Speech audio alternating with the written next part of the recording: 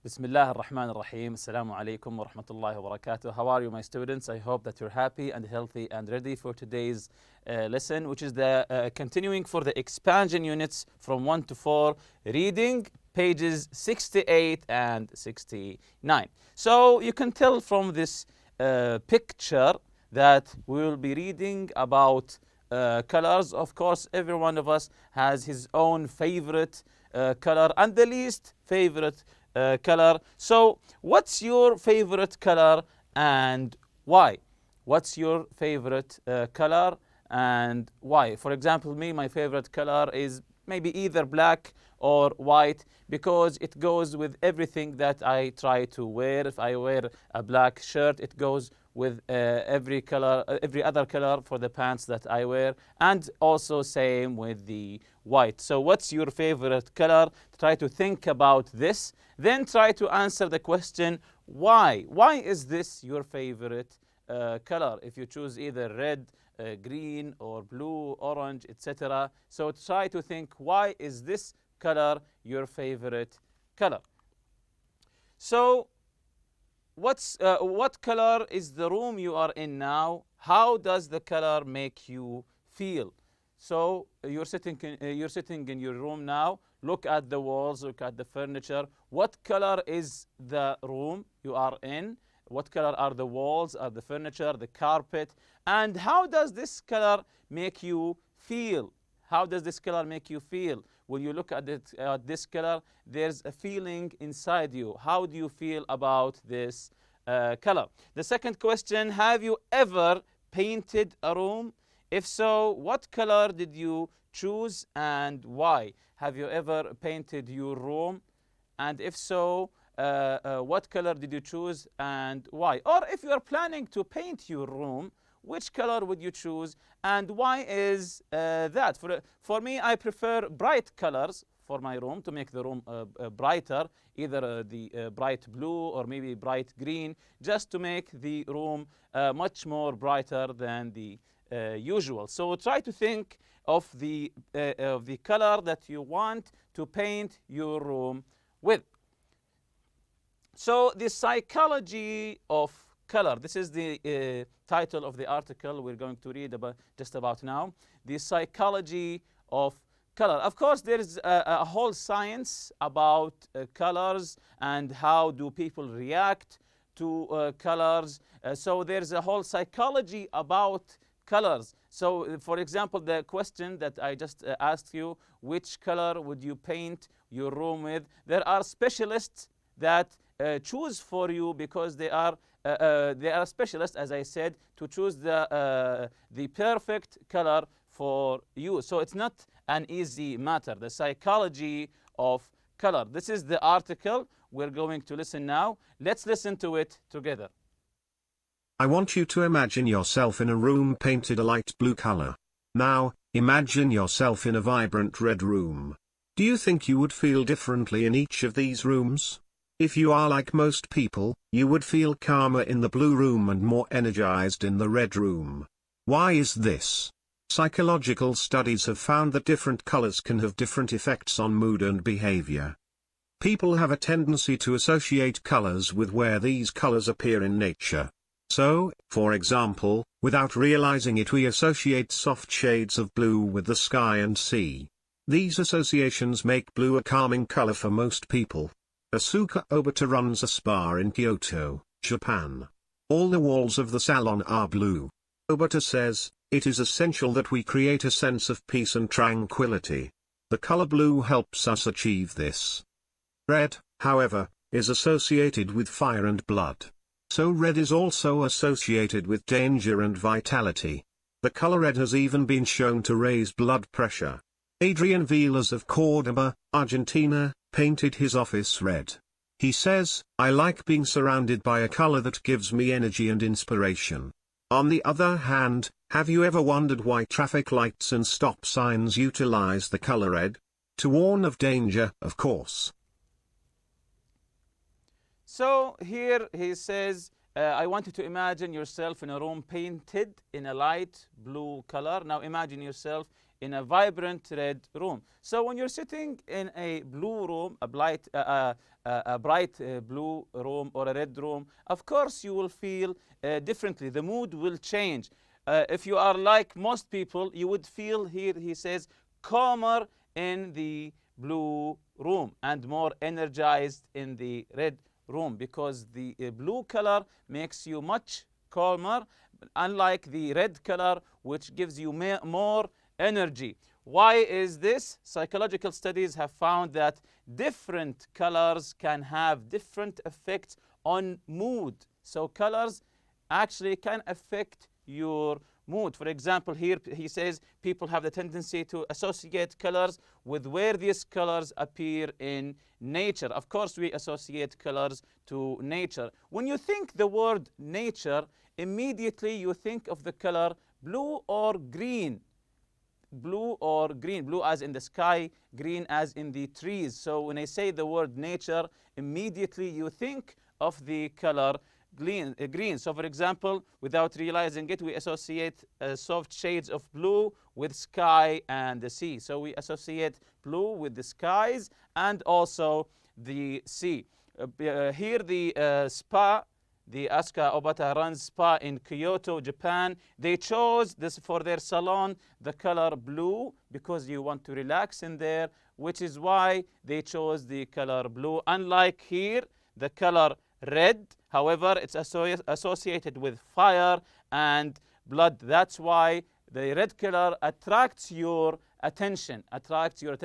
That's why the traffic lights, they chose the red color for stop, because to warn of danger. Of course, all the warnings in the world, you see it with red color because it's associated with danger. So let's continue here with the article, the second part of the article. Let's listen now. While we all share natural associations with certain colors, the same color may have a very different meaning to people of two different cultures. The colors black and white provide a good example of how people can have different cultural responses to colors. In many cultures, black symbolizes death and mourning, and so black is the traditional color worn to funerals. However, in Asia it is not black that represents mourning, but white. So in Asia, white is the color people usually wear when they attend funerals. In most other cultures, far from being associated with funerals, white represents purity, innocence, and goodness.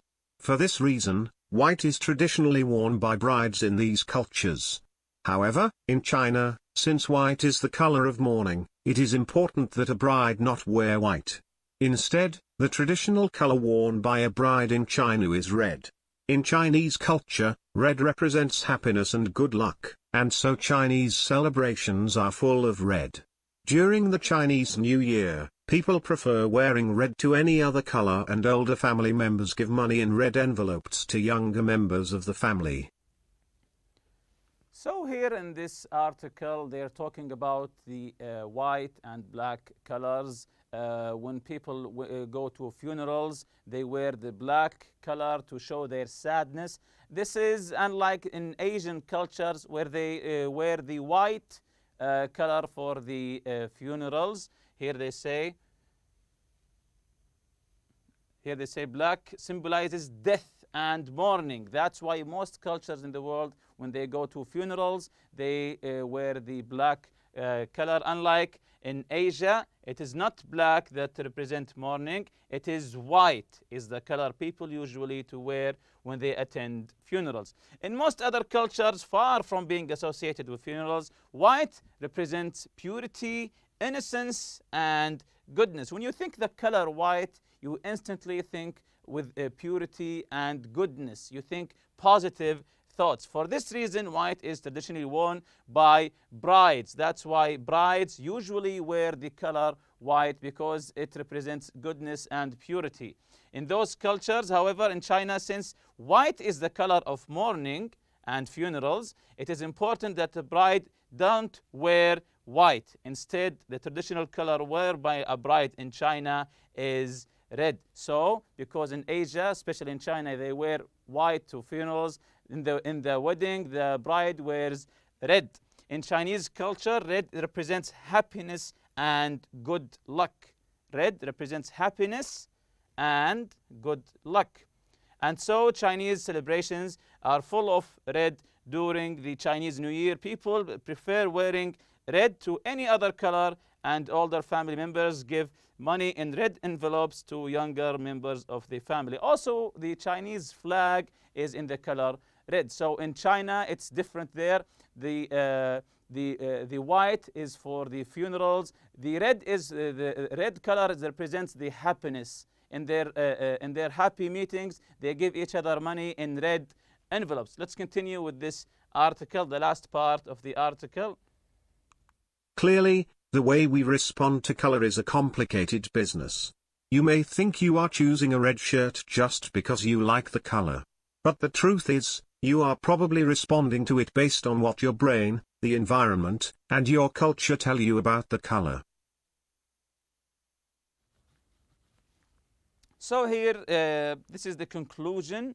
Clearly, the way we respond to color is complicated business. That's, as I said before, there's a whole science to how do we respond to different colors. It's a complicated business. It's not an easy one. You may think you are choosing a red shirt just because you like the color, but the truth is you are probably responding to it based on what your brain, the environment, and your culture tell you about the color. For example, here we like the color brown because it represents our culture, our desert, unlike maybe other cultures in different parts of the world. So here are some words like people often occur in families. Again, words, just like people, words have families. Often occur in families. Words are related to each other because they come from a common root. So each words come from the same root, and words have family. So here is, you see in this chart, we have the nouns and the verbs. Try to write the correct word in the correct place. For example, let's answer the first one together. The noun is energy, and the verb from this noun is, yes, that's correct. It's energize. Energy, the noun. Energize is the verb. So now you get what I want you to do. So the next one, the verb is associate. The noun is from the verb associate. Yes, that's correct. It's the word association. The next one, creation. The noun is creation. What's the verb here? Yes, the verb is to create something. Create, creation, the same family. The verb here is inspire, to inspire someone. So what's the noun here? Yes, that's correct. It's the noun inspiration. What about the noun symbol? A symbol for something. Yes, the verb is to symbolize. And the verb is mourn. Mourn, we just read it in the article, mourn. Yes, that's correct. The noun is mourning. And the verb, next verb is to celebrate something. Yes, that's correct. The noun is celebration. The last one, the noun is response, and the verb is, excellent, the verb is respond. Response, respond, they are from the same root. So continuing to the after reading exercise here, complete the sentences with one of these words. We have the word vibrant, tendency, associate, tranquility, mourning, and represents. Again, vibrant, tendency, associate, tranquility, mourning, and represents. As we see here, we have six. We have 6 sentences, each one with a gap. We have to put the correct word in. But first, let's read together where these words come from. Vibrant, from the first paragraph. Vibrant means bright, full of energy. Red is a bright, vibrant color. So red is a bright, vibrant color. And the second paragraph had 3 words: tendency, associate, and tranquility. Tendency is an inclination or leaning towards something. associating colors with nature is something people have a tendency to do. The second word, associate, relate one thing to another. To associate is to relate one thing to another, to associate them together. Here, people associate colors in nature to certain feelings. This is where it is in the article. The third word, tranquility, it means calmness, peacefulness. Tranquility is a feeling that is associated with blue. And you have the last two words in the fifth paragraph, the word mourning. Of course, mourning is the feeling of sadness when someone has died. Black represent mourning in most cultures, of course. Represents mean is a symbol of or stands for something. Represent is a symbol of or stands for something. Here, black represents death.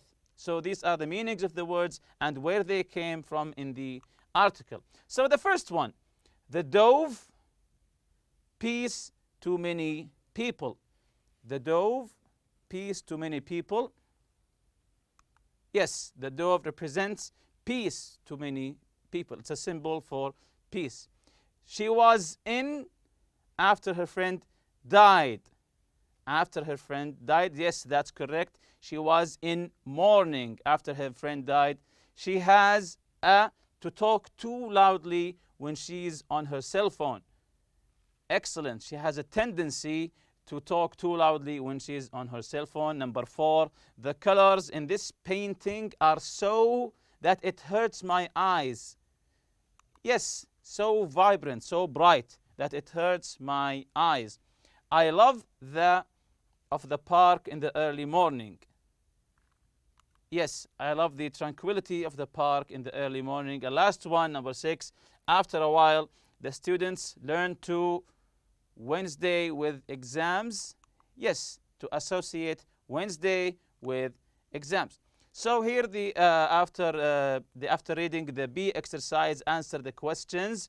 The first one, where do the colors blue and red appear in nature? Look around you in nature. Where do the colors blue and red appear in nature? Yes, the color blue appears in the sky and the sea. The color red appears in fire and blood. Number 2, how do most people respond to the colors red and blue? How do most people respond to the colors red and blue? Yes, that's correct. Blue is a calming color. Blue makes you calm down. Unlike the red, it's an energizing color. It's an energizing color. Number 3, what does the color white represent in most cultures? In most cultures, not all cultures, no, most cultures, the color white, what does it represent? Okay, let's see together. In most cultures, white represents purity, innocence, and goodness. Unlike in China, it represents sadness and mourning. Question number 4, why must a bride not wear white in China? Why must a bride not wear white in China? I just answered that. Yes, that's correct. In China, white is the color of mourning because white in China is the color of sadness, of death, of mourning. That's why the bride doesn't wear white in China. What does the color red represent to the Chinese? When do the Chinese wear red? So the color red, what does it represent for the Chinese culture, for the Chinese people? When do the Chinese wear red? Yes, that's correct. In Chinese culture, red represents happiness and good luck. People wear red to celebrate the Chinese New Year. Also, the bride wears red in the Chinese culture. Here is a discussion. This is a chart you have to do by yourself. Write the information in the chart below. Use the chart to discuss colors and their effect on people in groups of 3 or 4. So divide yourselves in groups of 3 and 4 and try to answer this chart together and compare your answer. You are discussing colors here. You write first in the first column, you write the color, where you can find it in nature. When you choose the color, where can you find this color in nature? Where do you see it in nature? How do you feel about this Color. This is an important question. When you see this color with your eyes, how do you feel with about this color? Are you at ease, or are you unlike that? What this color represent in your country? What does this color represent in your culture or in your country? So divide yourselves in groups of 3 or 4 and answer this chart. Then compare your answers together. Last here, the cultural note. The culture note, it's regarding the color green. Let's read it together. Green is believed to be an easy color to see and restful for the eyes. And restful for the eyes. That's why in the traffic light, green means go, unlike the red color means stop. At one point in the US classroom, blackboards were changed to green boards. People thought it was easier to see the white chalk on the green board. So now some classes have green boards instead of black boards. Street and highway signs in the US often have a green background with white letters. When you see signs in the US, they have green backgrounds with white letters. There have also been interesting experiments with children who have difficulty reading. Researchers have found that putting a transparent green overlay on top of what the child is reading often improves comprehension. They believe the reason for this is that for some children, the white background is too reflective, and this makes it difficult for them to see the black letters. So they saw that when you put a green background and a white writing, it makes it much easier for the child to read and also to comprehend and understand. And with that, we reach the end of this lesson. Thank you for listening. See you next lesson, inshallah. سبحانك اللهم وبحمدك أشهد أن لا إله إلا أنت أستغفرك وأتوب إليك. السلام عليكم.